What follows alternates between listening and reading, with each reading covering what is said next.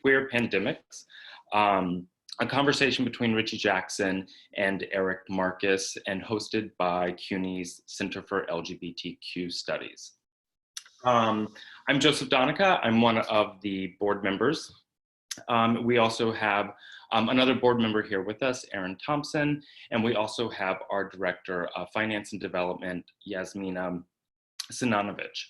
For those of you who don't know, CLAGS is the oldest center for the academic study of LGBTQ history, activism, as well as theory. Next year, we're actually celebrating our 30th year, and there are a lot of events coming up, so please stay up with us on our website, as well as our Facebook page and Twitter. Lots of exciting things coming up, as well as a couple of other projects, and we'll let you know as those roll out. So, as a publicly funded organization, you know we rely on your donations so we can provide events like this, also provide our fellowships and scholarships to students in queer studies, as well as faculty doing research in queer studies. And so, you know what's coming next. We appreciate anything you can give. And Erin, if you would go ahead and put our donation link in the chat. You can find our donation link in the chat. We take money in any amount you'd like to give. 5, 10, 20,000, anything in those denominations will be perfectly fine. So anything you can give keeps us up and running, especially in times like these. Do you read the news about CUNY? Anyway, going on. So let's get to our talk. I've said we're being recorded. We're also live on Facebook. But you know the rules, stay muted, don't pull a Jeffrey Toobin. And if you would put questions throughout in the chat on Zoom, or we'll be monitoring Twitter and Facebook as well. And at the end, about 6:45, we will start with questions and answers. And we will give those to Eric. So let us know any questions throughout. We'll be monitoring those and collecting them and sending them to Eric. And also in the chat, you can see the handles for CLAGS, as well as Richie Jackson and Eric Marcus. So you can use those if you're chatting during this across your platforms. So, all right, so we're here to hear from Richie and Eric. So briefly, Richie Jackson. As well as being the author of the recent book, Gay Like Me, A Father Writes to His Son, Richie writes a monthly column for The Advocate, a publication we're all quite familiar with, and it's produced for Broadway, film, and television. You know the names: Nurse Jackie, the film Short Bus, which I love, and Harvey Fierstein's Torch Song. All of these, Richie Jackson. Eric Marcus is a writer, journalist, and a podcast producer. He's the founder and host of the podcast Making Gay History. Marcus has also written books on Greg Louganis, actually with Greg Louganis, as well as other topics like finding a man and keeping him. He is obsessed, it seems, with pessimism, writing 2 books on the topic, as well as suicide prevention recently.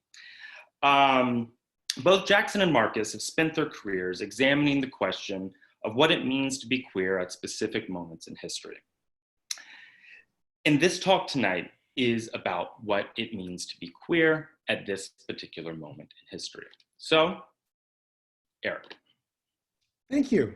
At this moment of, in the middle of a pandemic, looking back at a prior pandemic, which doesn't seem like it was so long ago. So thank you all. Thank you for being here. Thank you to those of you who have joined the conversation, actually who are here to not participate in the conversation, to watch our conversation, listen to our conversation, and hopefully ask us some questions. And again, if you have questions for us, please put your questions in the chat box. So Richie, it's good to see you again. The last time we met was over lunch at a favorite restaurant for both of us. And it feels like that was 20,000 years ago. It might have been the last time I was out. It was close to the last time I was out. Yeah. Um, so we're not so different in age. We both grew up during the AIDS crisis. And I wonder, when did you first hear about hear about what came to be known as AIDS? What was your first awareness of it? So I moved to New York City in 1983, right at the beginning of the AIDS epidemic, soon after the beginning. And one of the first things I came across was the pamphlet, How to Have Sex in an Epidemic. And that might... He's a little crazy. Boy, is that sexy. Well, it ruined me forever. I got, the Native, and I was reading about Larry Kramer, and it felt back then that my friends and I came out of the closet as a political act, not as any sort of exploration of identity. We felt we had to stand up to be counted, to force the government to fight AIDS.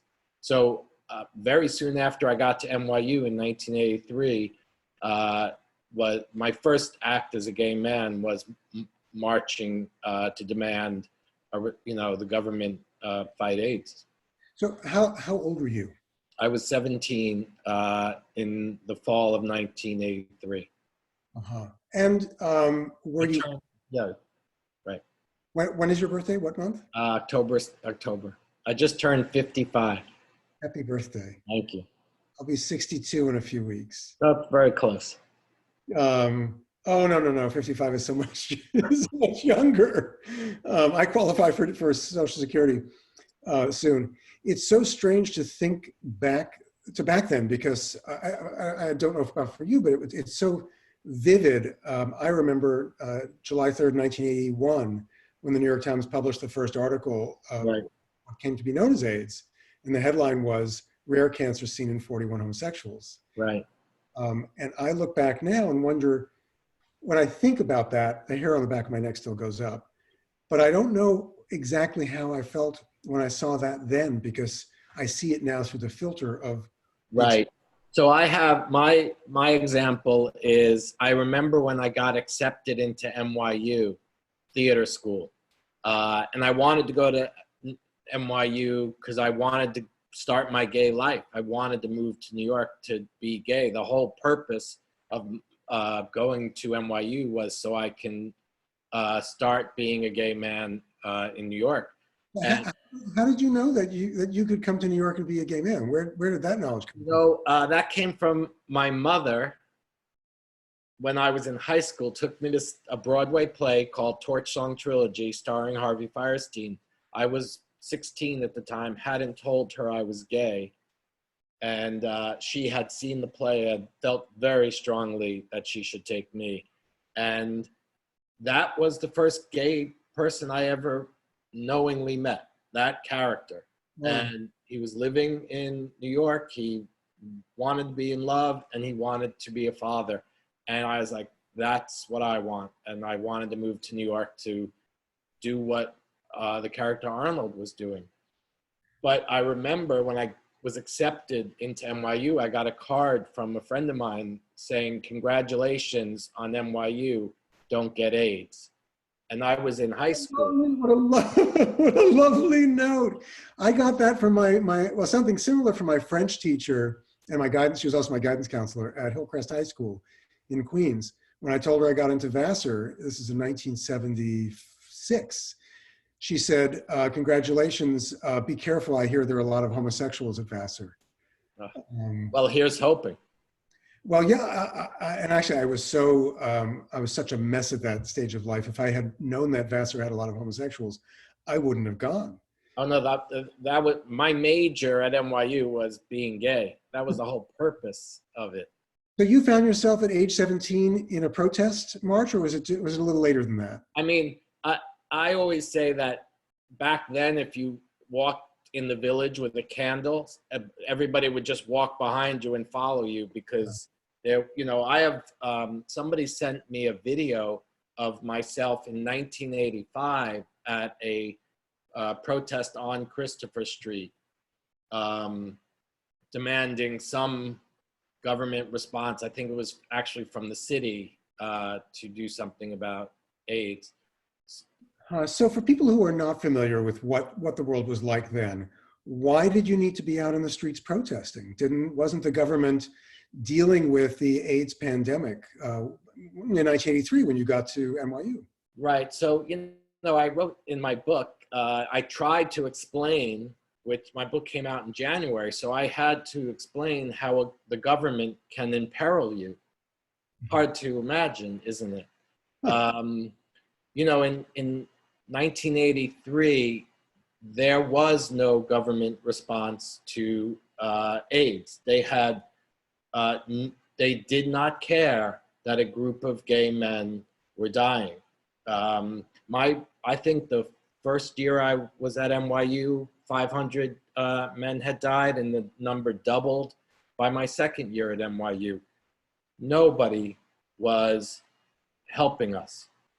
So we had to do everything for ourselves.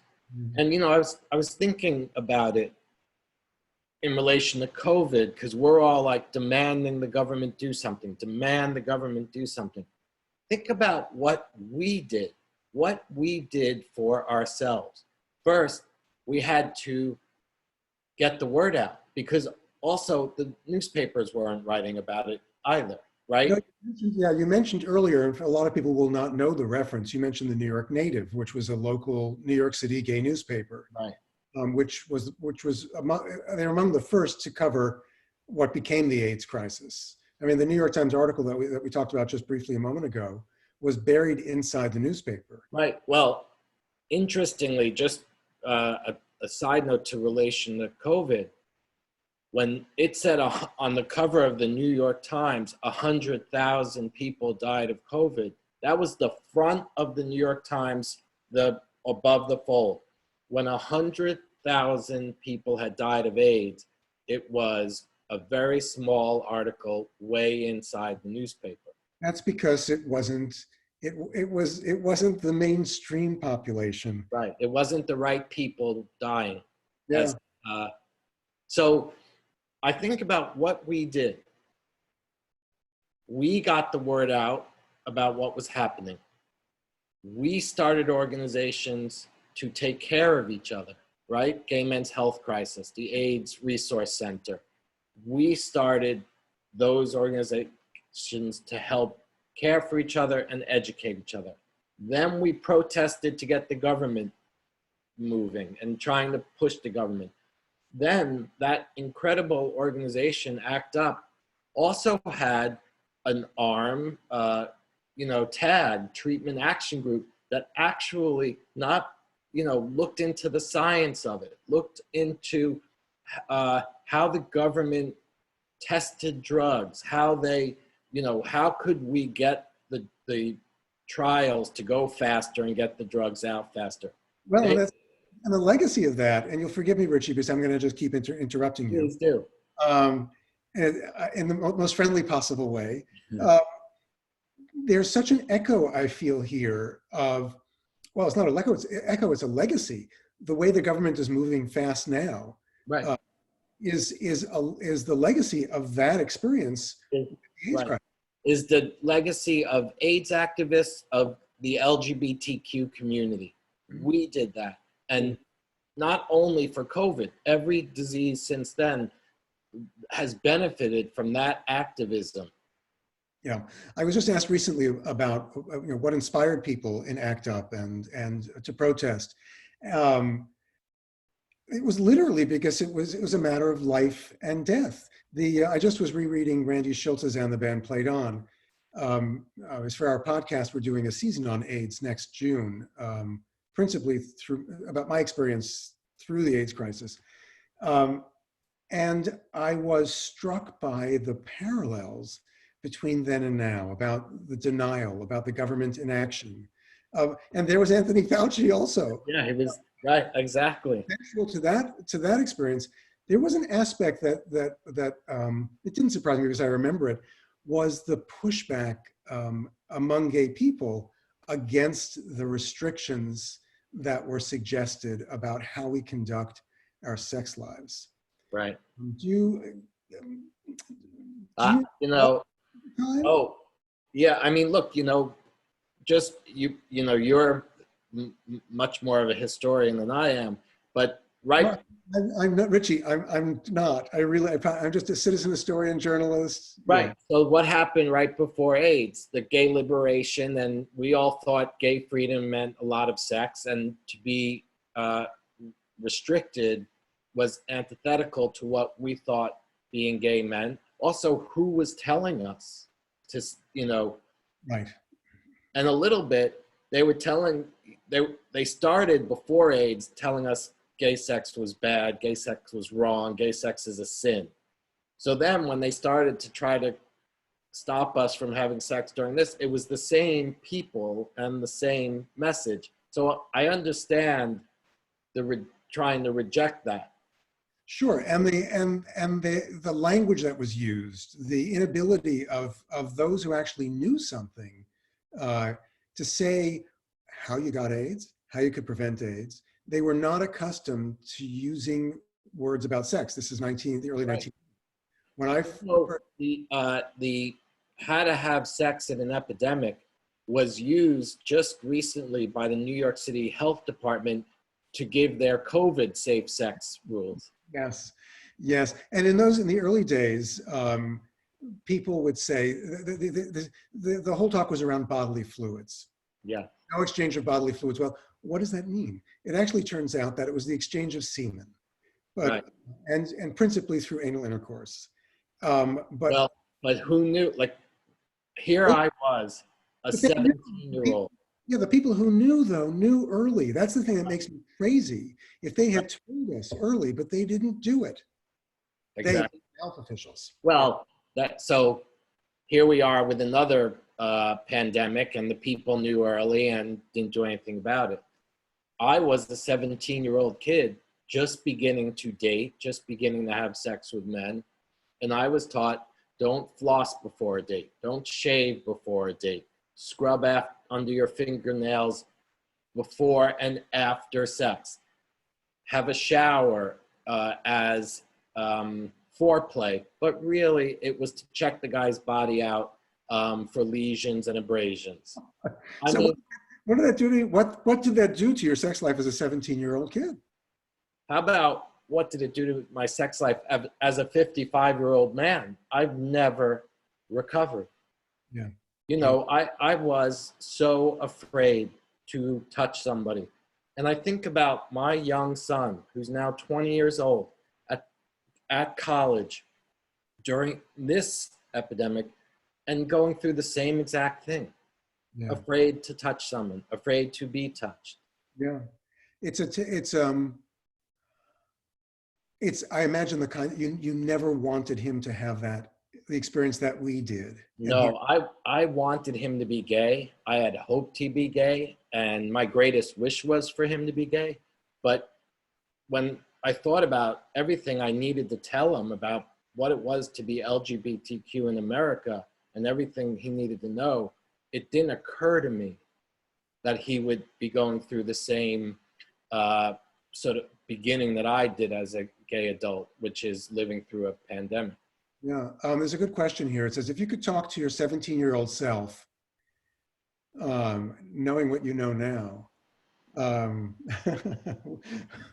what would you say? My first thought is run, because I remember my 17-year-old self very well. I wouldn't, I mean, actually that's a serious question. What would you say to your 17-year-old self? Well, a little bit, I did that with my book, right? My book, Gay Like Me, is a letter to my 17-year-old son, telling him everything I didn't know, everything I wished I knew, and everything I thought he had to know, everything I thought my parents had to know. But what I wouldn't say is I wouldn't say it gets better. Me neither. I would say it's incredible. It is incredible to be queer if you don't scrub it off, if you don't rub it off, if you don't do everything to fit in, to go along, to get along. And so what I would say to my 17-year-old self is, you are right to be afraid right now. But when you get new information, let yourself loosen up a bit. Mm-hmm. Let yourself free from your fear. I didn't do that, and it would have been very useful to me. Yeah, I just had a conversation yesterday. I was interviewed for something where I was asked about what has been the most difficult aspect of being an activist journalist, as I've been. What is it? I never thought of myself as an activist, but what it came down to was it wasn't anything career-wise. It was the difficulty I've had getting over being ashamed of being gay. Yeah. All these years later. I see there's another question. Let me read this question. During the AIDS crisis, it was about how people, men, having sex. Now during COVID, it's people, men, are participating in intimacy circles, bubbles. During COVID, I don't think I know what this is. Are you participating in an intimacy circle bubble? I can say I'm engaged in a teeny little bubble with just my spouse, and that's it. Now I'm married. If I weren't, I would certainly do that. Okay, can I just say one thing? My therapist is listening. So should anything come up, he might jump in at any moment. One of the things I've been explaining to people is phone sex. Like, remember phone sex? It was so great. Yeah. No, I had a friend who started a phone sex line. Yeah. So that's why. Tell people what that was. Oh, it was the best. I loved it. So you would also, by the way, everybody I know who did it still remembers the hold music, that you were constantly on hold and you would hear this basically porn music. But you would dial a number, 550-1000, I think was one of them, and you would get basically put into a community conversation. Like people would say, hey, and you could find someone to then either go into a separate call with or give your number to, and basically just have phone sex. Mm-hmm. And it was really safe. Yes. And I missed that, by the way. Someone also asked about, did we know early before HIV was isolated? So let's just go through the chronology. When that 1981 article in the New York Times about this rare cancer in 41 homosexuals, they didn't know what caused it. There were theories about gay men using poppers or taking drugs, and that it might have suppressed the immune system. The virus wasn't isolated for years. I'm forgetting what year it was isolated now, but there wasn't a test for HIV until 1985. So we knew something really bad was happening. People were getting sick and dying. And nobody wanted to get tested because nobody wanted their names kept. Well, there was we got tested. My late ex and I got tested in '88. It was through an anonymous testing system. I got tested in '88 as well. Not 88. Yeah, 88. So tell me why you got tested in '88. I had very specific reasons for waiting until '88. I was very sick, like really sick. I had, I guess it was the flu. And I wasn't getting better, and my doctor said we need to test you for HIV, which was frightening because it was not a proactive, I'm just going to get tested to know my status. I was sick, and back then he would not write on the charts of his patients that they took a test for HIV. He marked in some scribble that he understood and only he would understood. It looked like a haphazard doodle on my chart that I was tested. And that was because it was so stigmatized at the time that you were a pariah if you tested positive, and people also were fired from jobs and discriminated against and all thrown out of their apartments. Yeah. There was, so I got tested in '88 because one of the things that people talked about and some doctors advised was not to get tested because there was no treatment for HIV. And that worrying about the fact you had it and were going to die, because more than 90% of people who tested positive in those days died, worse than Ebola, that worry would suppress your immune system and put you at greater risk for developing the onset of AIDS. So we waited, my late ex and I waited until there was a treatment. So there was a cover story in Science magazine or Scientific American on AZT, which was the first of the antivirals, somewhat effective in delaying the onset. Very toxic. That's very toxic. That's when we went out and got tested in '88. And I can tell you, I was shocked that I was negative. There was a question here, shocked that I was negative because my mother had set me up with a guy who was Jewish, who had a Jewish mother. The two mothers were friends. They thought we should meet and date. We did. He developed AIDS, and thank God I was not infected, although I was sure I had. Let's see, what was the advantage to testing with no effective treatment? So you could protect others by having safe sex, but also plus having to disclose results to insurers. You couldn't get life insurance without getting an HIV test, which is actually what led to in part to my first book. We were having a conversation with another young couple about how you get life insurance or any insurance without, in the age of AIDS. God, this is so horrible. I should have had a drink before this conversation. I almost brought a glass of wine and I thought, I can't start slurring my words. No, but it's just, all of this COVID language. Yeah. And Gil will tell you, I'm not a psychiatrist, but it's triggering. Totally. When it first started, when Jordan, my husband, would say to him, tell me somebody we knew had it. Or he would say to me, oh, he tested positive. And my body would just shake because it is the same words that we use. And I just had a reaction, and then when people we know started to die of COVID, like one after the other, it was crippling for me. Yeah, I hear you. We just got tested for COVID last week because my partner was very sick. Turns out he has one of those rare tick-borne diseases. It is so dangerous to be outside in this world. It is. It's too dangerous a world. It is. And so we got tested for COVID, and just down the block from where my late ex and I got tested for HIV, and you sit and wait for a while.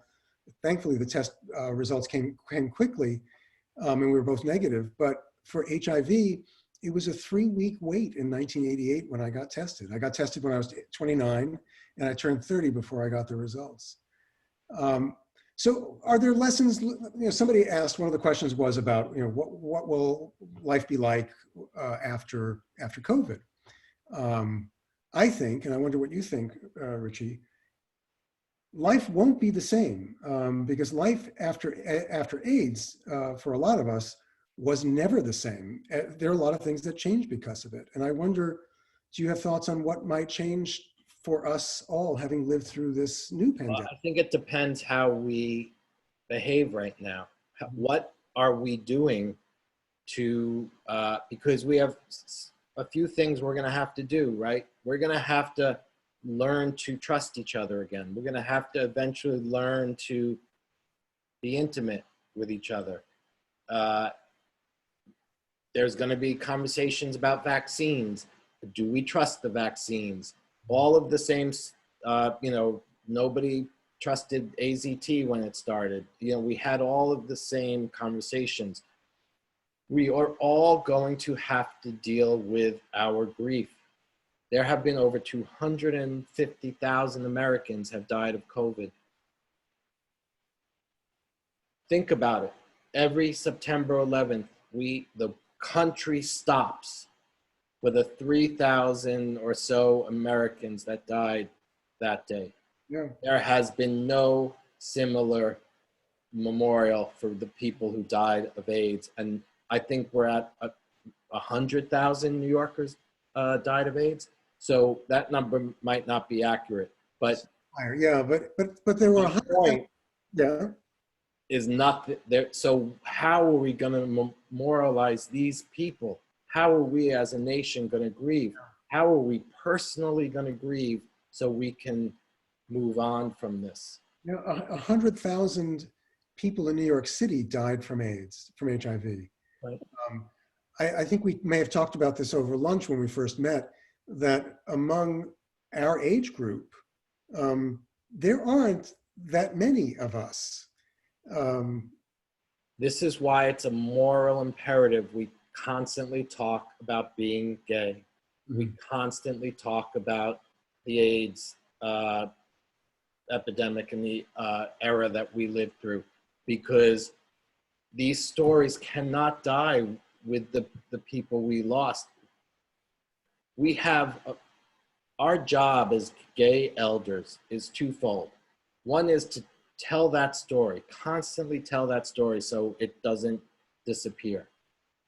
But the other job, because there are so few of us, is think about what it is to be a young queer person now. I'm a parent. I have 2 children.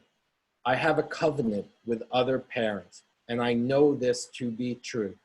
When my children go out in the world, I know in the playground, another parent will look after them, make sure they don't get hurt. I know in the schools that the teachers will make sure they're okay.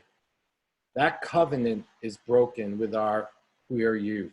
It's broken sometimes by their own parents. It's broken by the government. It's broken by religious institutions. Our job as elders is to take in our queer youth, surround them with community, lift them up so they can find their own gifts, unleash their potential, and fulfill their destiny. Our job is to restore the covenant. It is a moral imperative. You know, I know you write about this passionately in your book, which I think expresses what a lot of us feel about this. There are people who have been sending in questions, and I want to ask you one of them. This is a question for you, Richie. How can we fight against the stigma that still exists toward HIV/AIDS? It's so interesting. I feel like my brain is so crowded with COVID that I can hardly think about HIV/AIDS, but it's a good question because there are people who still get infected with HIV/AIDS. It hasn't gone away. Right. AIDS is not over. Also, we have long-term survivors that need to be taken care of, that need to be cared for, and is our responsibility to do. They need to feel our support. We need to, the fight, the activism around HIV and AIDS has to be getting PrEP to be more readily available to more people. 1 in 2 African-American men who have sex with men will become infected with HIV in their lifetime. So one of the reasons there's a stigma is nobody talks about it. You know, our LGBTQ youth are not educated about themselves in school. Less than 7% get an inclusive sex ed. We're not teaching them how to take care of themselves. We're not teaching them how to take care of their partners. Well, I worked with a couple of graduate students at Columbia University, the journalism school, who were, one of them was doing a story on this very issue, that LGBTQ youth don't get sex education that's appropriate for them. I mean, most kids don't get good sex education, period. They're basically miseducated. Our LGBTQ youth are being raised to be straight. Yeah. So I want to go back to something you said earlier, Richie, that to bring it back to us. Finally. What's that? Finally. That you said that the AIDS crisis had an impact on your capacity to be intimate, on your sex life, right on through now. And if you don't mind talking just about last week. Just last week. So how does that play out? Because it certainly has for me too. I still adhere to many of the safe sex rules that we know are unnecessary. Yeah. I have never had sex, never, even now, married, without the fleeting thought of death racing through my brain. I always think about it, you know, and even married, even if Jordan has a cut on his leg, you know, I've not recovered. And I will tell you, the doom is still so present for me that I can't shake it. And Yeah. so, you know, when I met Jordan, I could not perform. And I was a wreck. I was 35 years old.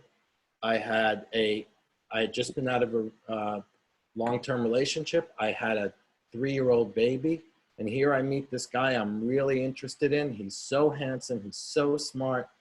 And I could not get an erection. I was so nervous about, you know, condoms and lube and, oh, death. Yes, yes. Where Yeah. I was.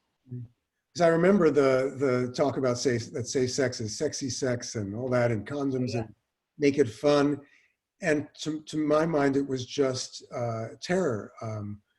Yeah. I sat in my dorm room at NYU and practiced. I would masturbate with a condom just to get used to it. You did better than I. I know. I couldn't even. I didn't say I conquered it. I just practiced a lot, by the way. Well, one does when one's a teenager. That's one thing I miss about being a teenager. But you know, I had a good time. Well, that's for another talk. That's for another talk. Exactly.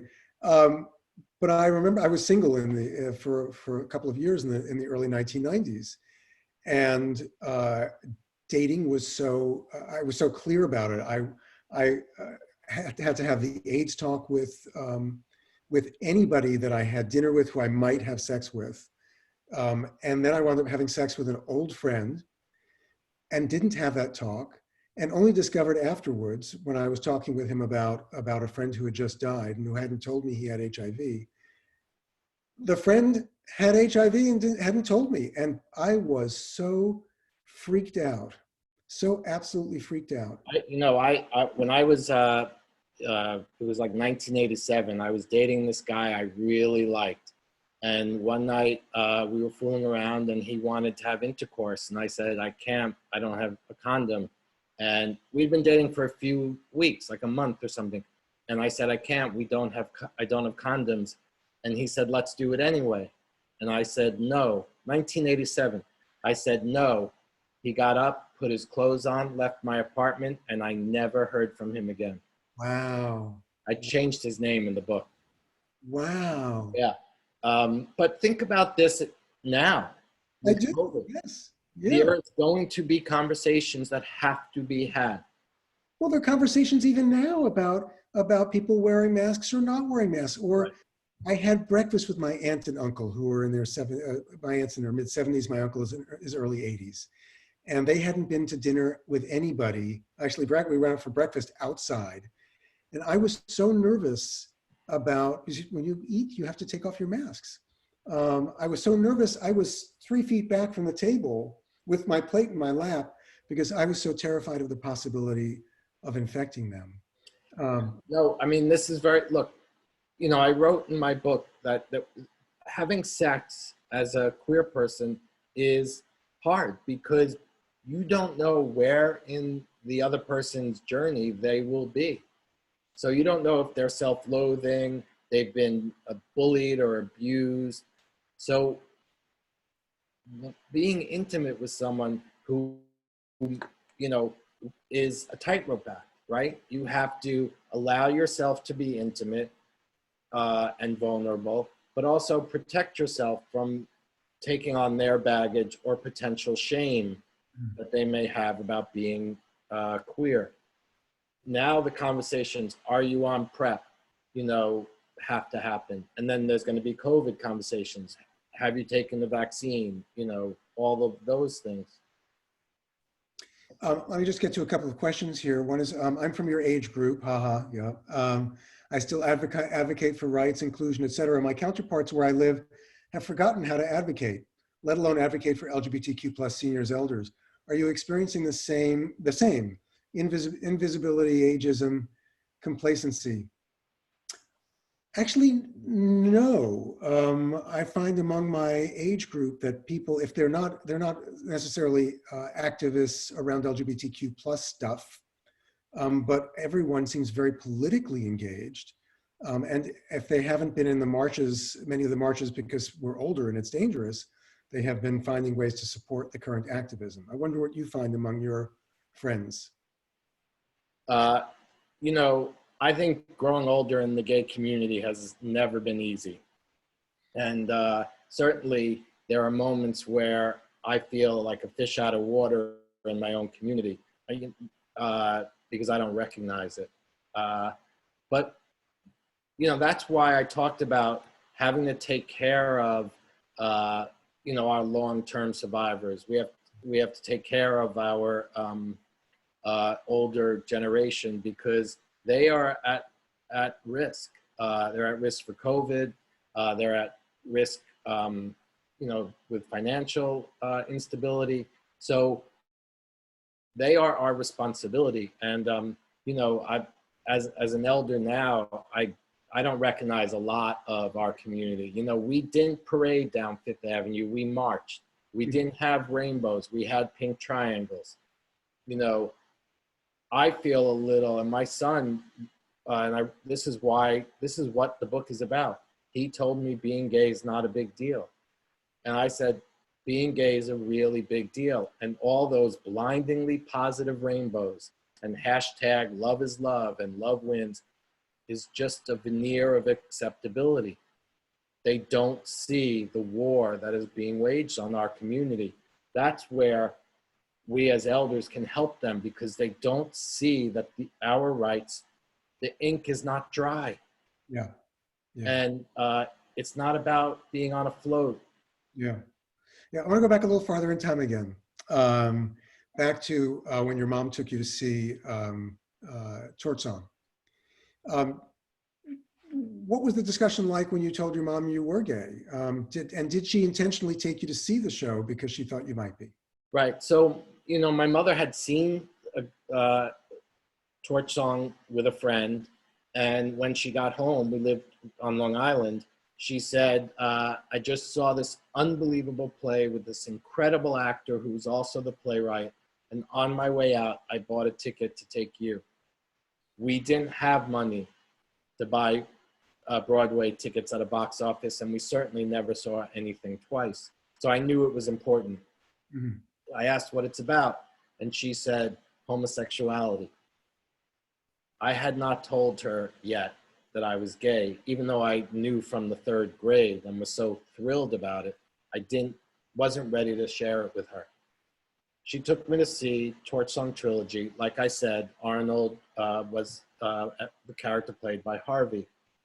At the end of the play, the mother in the play says to Arnold, if I knew you were going to be gay, I wouldn't have had you. My mother took me to dinner after the play and said to me, you know, if you ever came home and said you were gay, I would never react like the mother in that play. I didn't tell her at that moment, but I think it's important to recognize the extraordinary things she did. It was 1982. Nobody was talking to my suburban mother about gay people. She had no gay coworkers. She had no gay friends. There were no gay people on TV, no gay elected officials. It was her own humanity. Well, how did she come to that, Richie? Because she parented the child she had. She knew I was gay before I told her, and she used a Broadway play as a crystal ball to show me a life that could be possible for me. It's an incredible act of humanity and just brilliant parenting. I always knew I was safe because she did that. And what a gift. Yeah. And then 6 months later at Passover, she asked me when are you going to tell me you're gay? And Almost as if you were disappointed if I wasn't.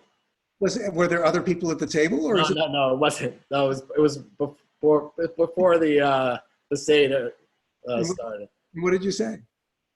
I said, interestingly, the first thing I said to her is, I'm gay and I'm going to be a father. That's all I've ever wanted. I wanted to be a parent my whole life. So I assured her at that moment that I would be a parent. Wow. So I know this is off topic because we're supposed to be talking about AIDS, but I wonder what it was like then, all those years later, that you got to produce Torch Song with Harvey Firestein. So I produced the very first Broadway revival of Torch Song. I saw it. It's And terrific. thank you. There's a picture that I was coming down the red carpet on opening night with my older son, with Jackson. And we get to the end of the red carpet and Jordan happened to be waiting for us and he snapped a picture of us. This is your husband? My husband, Jordan. And in the picture, I mean, I'm crying because I realized at that very moment the enormity of what was happening. Not that I produced my first Broadway play, but that here I was with my husband and my son, and I was going back into the Hayes Theater where I first saw Torch Song to be able to say to my 17-year-old self, everything worked out okay. Yeah, I'm just amazed that you didn't melt into a puddle of tears or have your head explode. It just sounds... It was really extraordinary. I think I told you over lunch that I went to see Torch Song with my aunt and uncle, who you know, Rich Right. Marcus, Rob Marcus's parents, and that I had a fever of about 101. I don't know what was wrong with me, but my uncle squirmed through that whole show. He became ultimately the biggest gay champion in my family, not gay, but a gay ally. But that I have such a visceral memory of seeing it the first time. And I was glad to see it when you produced it because it was a much happier experience. Yeah. I didn't have a fever. So I should just tell those of you who are out there watching us, we're happy to take questions. I have more questions for Richie, of course, but if you have them, please share them. And some of them have come in already, and I should have worn my reading glasses, but I didn't. So I'll read this one. I'm a poet who spoke to an undergrad LGBTQ+ student organization in rural New Mexico last week. Some of them didn't know who Matthew Shepard was. Well, why would they? And didn't know much at all about the AIDS epidemic. Again, why would they? It's not surprising. Students, this is not taught for the most part. I now work with an organization called History Unerased. I work with them on developing LGBTQ inclusive American history curricula. And we are now working with school districts around the country to bring LGBTQ history, which would include the AIDS crisis, into the 8th and 11th grade American history curriculum. Richie, one person has just asked, are you going to do a reading? Are you prepared to read anything? I could read, absolutely. I could stick with the sex AIDS part. Sure, why don't you? So this is just a brief little reading that I thought we talked a little bit about.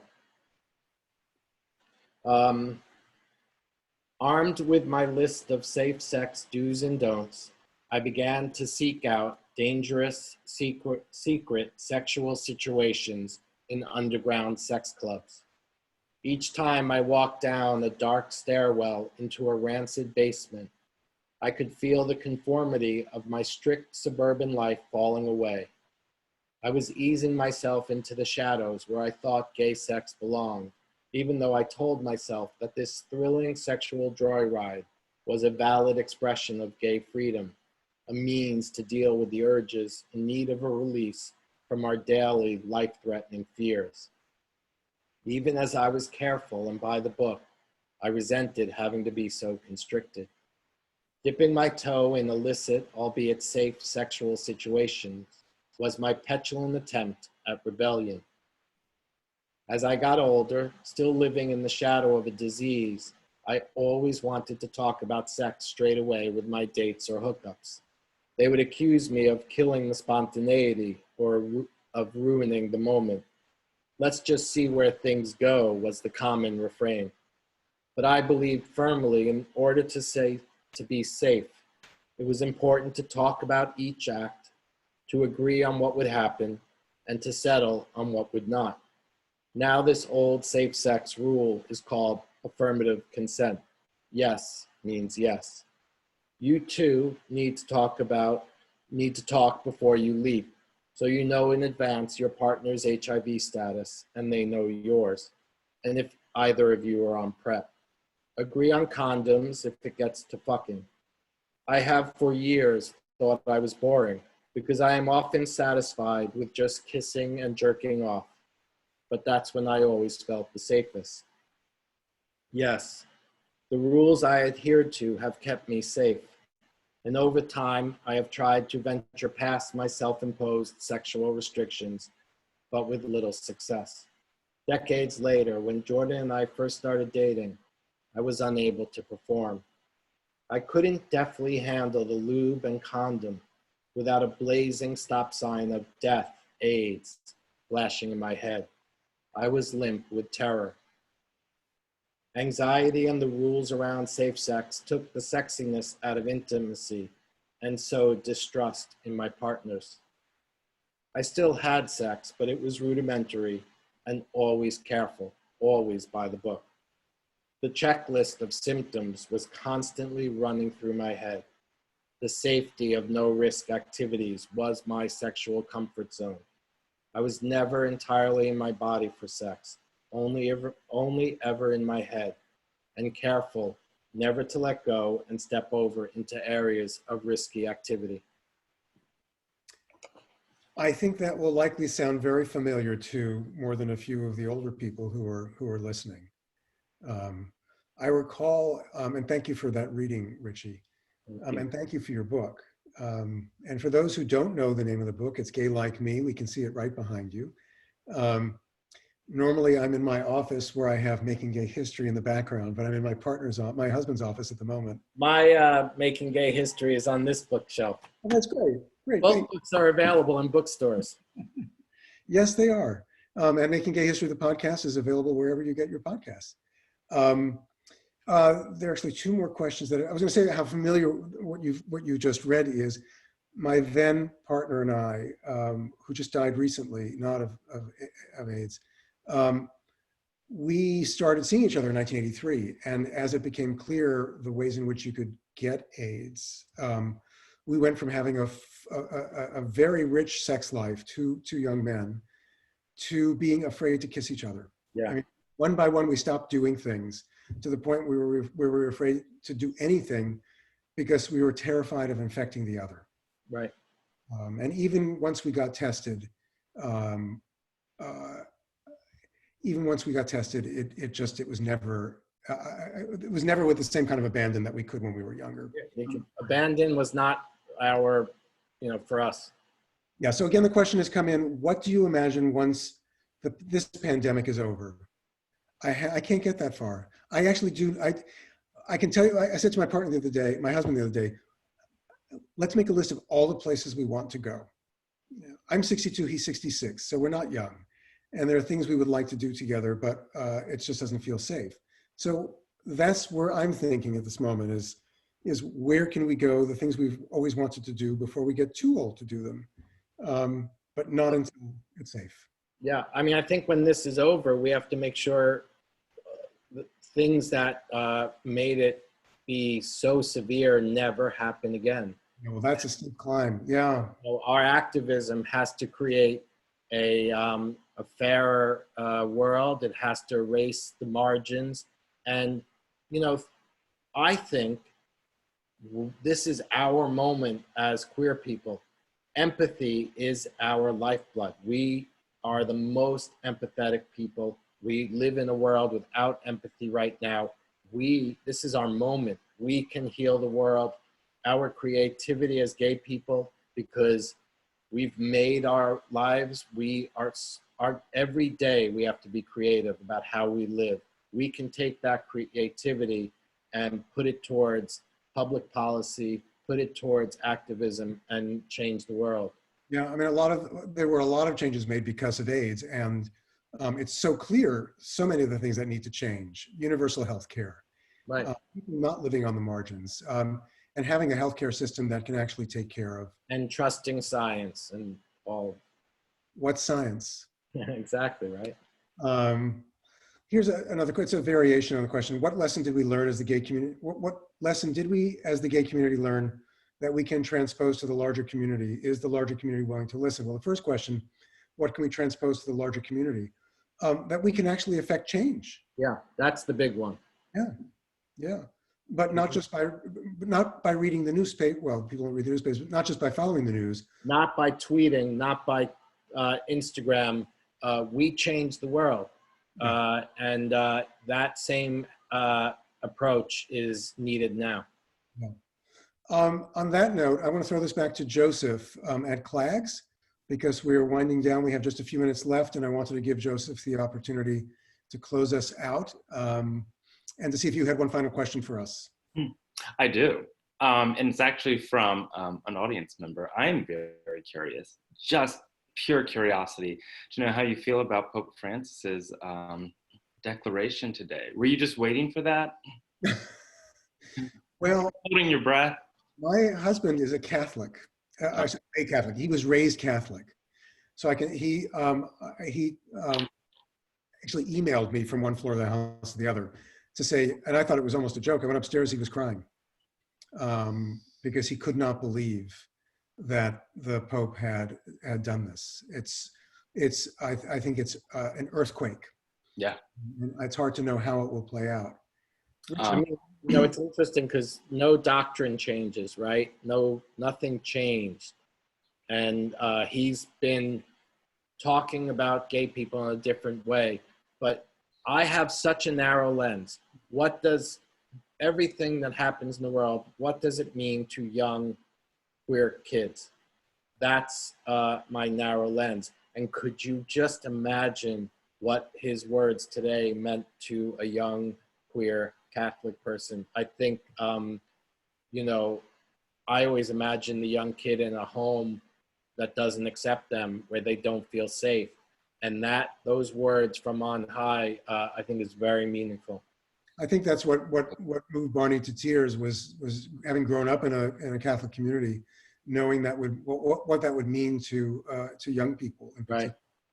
Yeah, absolutely. Well, as somebody that's sort of in between your generation and Richie, your son's generation, sort of that in-between generation, it's touching and profound to hear you talk about this pandemic. I know I've learned most of my history as a gay man sitting on bar stools at Stonewall and Julius and Hell's Kitchen and in the West Village. You might hear a 4-year-old. I'm going to mute because my 4-year-old just walked in, so I'm going to. Your 4-year-old needs to learn this history as well.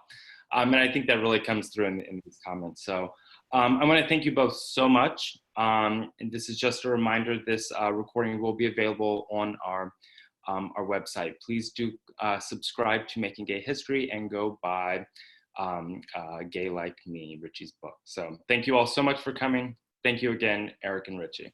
Thank you, everybody. Good night. Be well, stay well.